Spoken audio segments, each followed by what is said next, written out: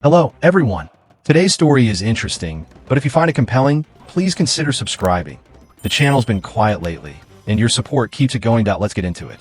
I'm a 35-year-old guy from a loud, stereotypical Italian family in New Jersey. You know the vibe. Sunday dinners are non-negotiable. Everyone's in each other's business, and Nana will stuff you with food until you're ready to pop. Growing up, my older sister, Bianca, 38, and our parents, both 65, lived in a cramped 3-bedroom house that always smelled of garlic and mom's marinara. Bianca was always the golden child.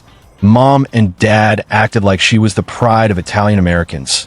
She was charming, sharp, and always chasing a glamorous life. Me? I was just the kid with calloused hands who ended up in construction. Don't get me wrong. I run crews now and make a solid living, enough for a comfortable life, and maybe a yearly vacation if I'm lucky. But to Bianca, I was a letdown.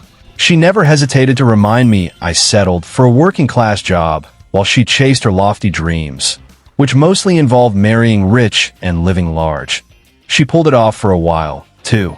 She met Luca, a 42-year-old millionaire, at some fancy wine-tasting event she'd sneak into, pretending to be someone important.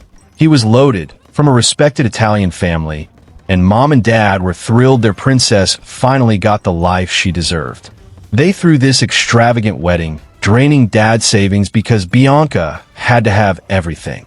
I stood there in my rented tux, watching her marry this poor guy, thinking, well, at least she's someone else's problem now. I couldn't have been more wrong. 5 years later, it all fell apart.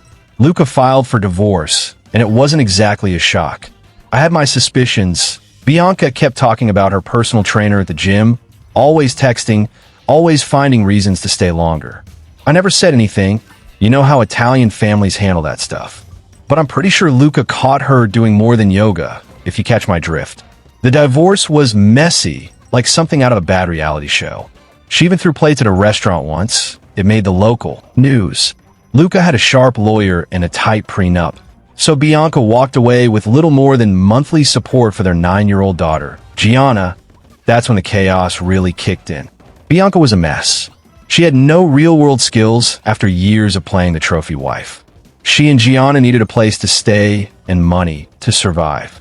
In a normal family, parents would step up to help their daughter get back on her feet. Not ours. Mom and dad suddenly decided it was time to live their golden years.